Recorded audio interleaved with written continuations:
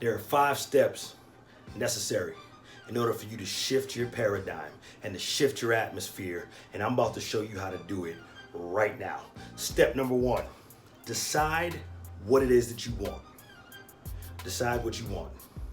Step number 2, identify clear, concise, and realistic goals. Step number 3, gather some evidence, gather your research, and get you a good support system. Step number 4, take action. Do something. Step number 5, sustain, which might be the most difficult of all of these processes, but I'm about to tell you how to do it right now. Let's go.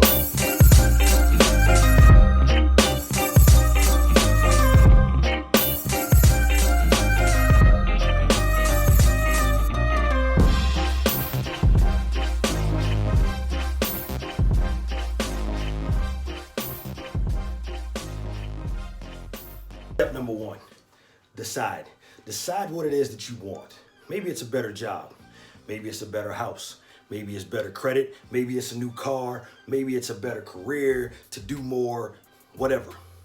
Decide. But you have to make a decision, and it has to be realistic.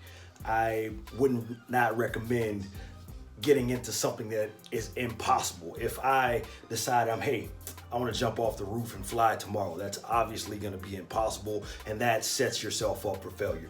I would not recommend doing that whatsoever. Pick something realistic.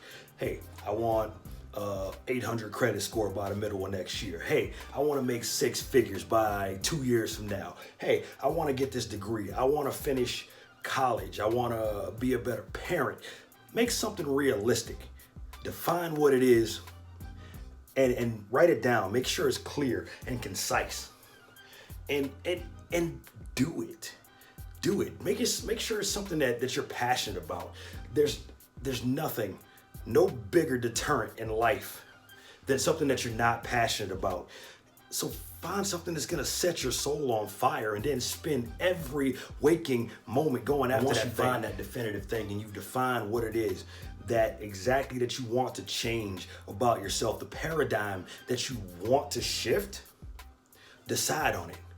There's nothing worse than talking to people that's always about to do something, or people that was doing something. I can't tell you how many people that I run into and they're telling me, hey, man, back 5 years ago, I used to look like you, and now I'm trying to, no. I don't have time for that. And I don't have time for you to be about to do something. Even now, you can ask any one of my friends. When I talk to them and they're saying that hey, I want to take over the world. I want to be on a world stage by the end of next year. Okay, how can I help you?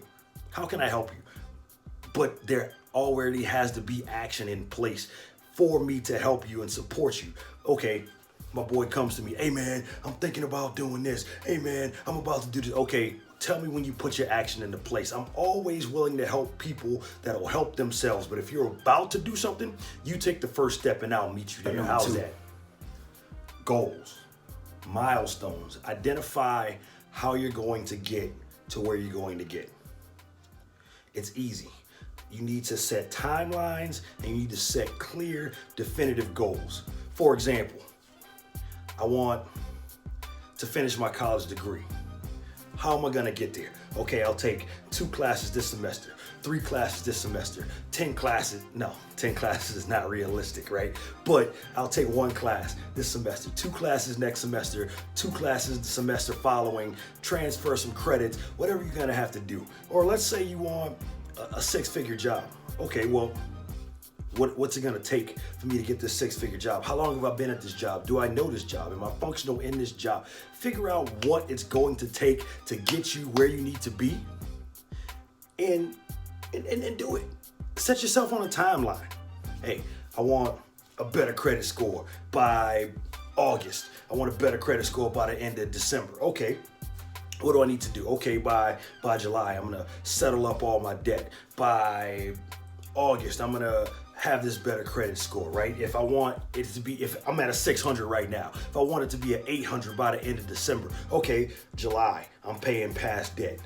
August, I am building new credit.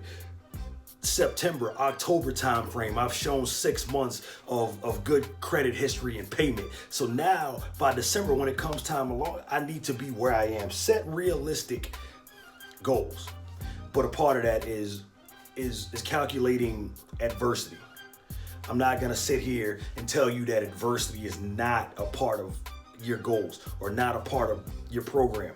It's going to be. It's going to happen. And you need to factor that into your planning. What's gonna happen if I X? What's gonna happen if I Y? What's gonna happen if I Z? What happens if A, B, and C happens? Because life is not perfect. Things are going to happen. And you need to be able to adjust on the fly and not let that derail you from shifting the paradigm that you're trying to shift. You wanna gather some evidence. You wanna become a subject matter expert on whatever it is that you wanna change. Gather yourself some evidence. You need to know what makes it tick. The reason that LeBron James is the most influential basketball player on the planet is because, yeah, his talent got him in the door, but it wasn't enough. I need to know how this team makes money. I need to know how to get into the ear of the general manager. I need to know how to get into the ear of the owner. Yes, I've got talent, but I can't rest on my laurels. I need to know what makes this whole operation tick. And then I need to insert myself and become a cog that makes this whole machine turn. You can't rest on your laurels. Okay, you might have some talent. You might be able to sing a little bit. You might be good at math. You might be good at reading. You might be able to dance a little bit. That doesn't make you the next Usher, the next Chris Brown. It isn't. No, you have to practice. Practice. Become a subject matter expert. Know that thing from top to bottom. A wise man once asked me, hey, do you know the alphabet? Of course I know the alphabet. He's like, okay, well, say it backwards. I'm standing there with a look on my face like, I ain't had nothing to drink and I can't say the alphabet backwards, which means I didn't know the alphabet. I only memorized the song that they taught me in school. If you can't go Z, Y, W, etc., you don't know the alphabet. You just memorize what they taught you in school. So what I'm talking about is, if you're talking about shifting a paradigm, you got to get into deep what exactly that you want to change and know everything about it. So when somebody come to you and tell you, hey man, the sky's going to be purple tomorrow. Well, the sky's going to be purple because of the reflection of the light off the ocean, etc. Know it like that. Get intimate with what it is that you're trying to shift. Another aspect of that is finding a good support system. Now, a good support system is not just people that's going to tell you what you want to hear. You can look in the mirror all day and tell yourself, hey man, you're the man, you got this. You're the woman, you got this. You're the best, you're the most beautiful, you're the strongest, you got you for that. You are responsible for your affirmations. You need people that's gonna support you and look at the bigger picture and be able to tell you, hey man, that's not the wisest move right here. Only a fool will keep people around them that only tells them yes. So part of your support system needs to be people, hey man, what are you doing? It happens to me all the time in the ring. I'm like, hey man, I want to go out here and do a 450 splash off the top rope, and somebody got to sit me down. Hey man, you 260 pounds. You not about to be doing front flips and landing on people and thinking it's gonna be all great without either you or somebody else getting hurt. I need that conversation. It doesn't matter how bad I wanted to commit this 450, right? Like I'm signing up for gymnastics class, I'm doing calculations, etc., thinking, hey man, I'm getting ready to go out here and make this happen. But somebody wiser than me was like, hey, it's not even necessary. Why would you go out here and do a front flip when it's easier for you to pick somebody up? It's easier for you to pick somebody else and drop them on their head, and guess what? People are equally entertained. So, the shortest distance. You might not always have the best vision of your situation because you're in the situation. So part of a good support system is people that'll be like, hey man, you need to chill on this. Part of your support system is gonna be you, yourself, calculating your fail safes. I believe in giving 120, in the words of Eric Thomas, 120% at everything that you do, right? But you need to leave yourself with fail safes. Always have a backup plan, then a backup plan to the backup plan. It's like playing chess, right? Your first move is really your third move after you've calculated what the adversity is gonna be. Go all in for what you're doing 100%, but you be wise. You be wise to leave yourself with an option, an option B or a plan B to get you to the same destination. Because again, like I said, life is not perfect. It's not gonna be rainbows, unicorns, you riding in like Lucky the Leprechaun on a box of Lucky Charms. It doesn't happen that way. Life is a struggle. It's gonna be a grind. And what are you gonna do when adversity sets in? You need to have options. I believe personally that the definition of success is the person with the most options. It's not necessarily the car you drive or the house that you live in or the white picket fence or the dog or anything of that nature, but options. I need to have options. All my eggs are in this basket, but it don't stop me from bringing another basket that's gonna get me to the same destination with what I wanna get. All right, so now I've decided what I wanted. I've made the goals, the timelines. I've set myself up. I've built my fail-safes in. I've done my research. I'm now a subject matter expert. It's time to act. You have to pull the trigger at some point. There was a man who was in a desert, and the man had a congregation, and he was talking to his congregation, and the man looked at him and he said, "Hey, I believe that if I drink this water, I will not die." People were looking around. Yeah. If he drinks the water, he won't die.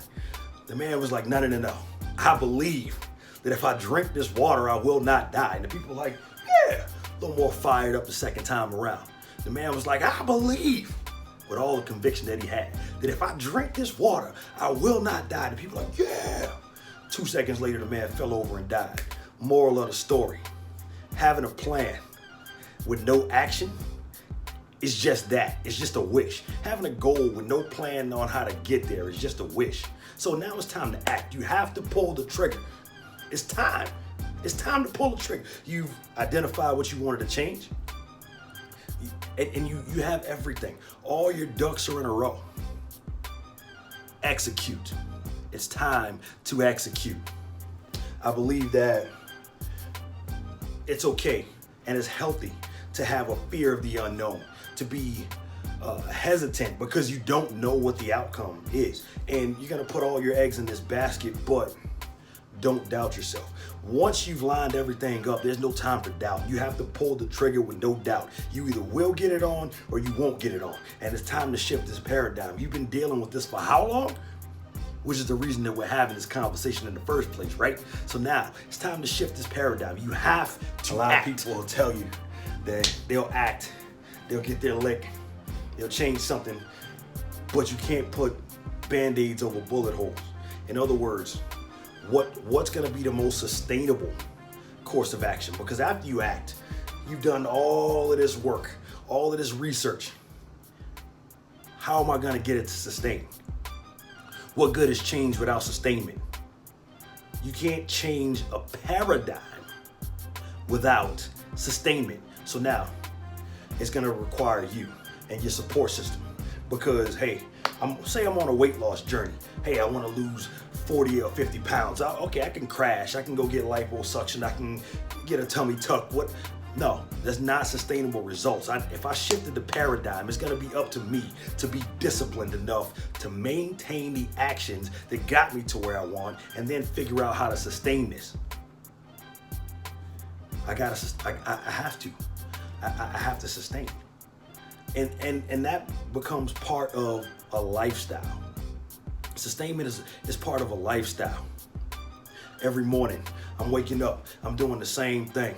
I'm feeding the dog, I'm making coffee, I'm checking in, I'm getting dressed, and I'm working out. It's a lifestyle. The way that I live is a lifestyle, because that's the only way I'll be able to sustain this. Get enough sleep, edit these videos, talk to you guys, wrestle, military life. It's a lifestyle. Once I figured out what I wanted, which I wanted it all, and once I figured out how to get it, I acted.